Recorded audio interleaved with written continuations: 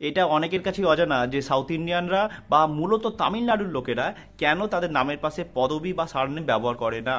হিন্দু বর্ণপ্রথার নিয়ম অনুযায়ী আমাদের পদবি বা আমাদের সারনেম আমাদের কাস্ট আইডেন্টিটি বা আমাদের জাতের পরিচয়, এবং ভারতীয় সমাজে প্রায় বহু বছর ধরে দেখা যাচ্ছে যে এই কাস্ট আইডেন্টিটি বা সারনেমকে কেন্দ্র করে বিভিন্ন সময় বৈষম্য বা শোষণ বা প্রবলেম দেখা গেছে, এবং জাতপাত ভিত্তিক আন্দোলনও হয়েছে। এইরকমই একটা আন্দোলন সেলফ রেসপেক্ট মুভমেন্ট তামিলনাড়ুতে শুরু হয় ইভি রামাস্বামী বা পেরিয়ারের নেতৃত্বে। পেরিয়ারকে সাউথ ইন্ডিয়ার রাজা রামমোহন রায় বলা হয়।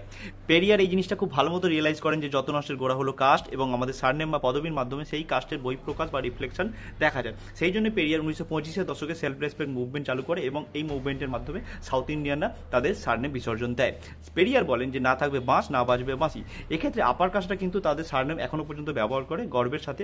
এক্ষেত্রে ইন্টারেস্টিং যে তাহলে সাউথ ইন্ডিয়ানরা নামের পাশে কি ব্যবহার করে, তারা যেটা ব্যবহার করে তাদের নামের আগে পরে তারা তাদের পূর্বপুরুষদের নাম ব্যবহার করে থাকে।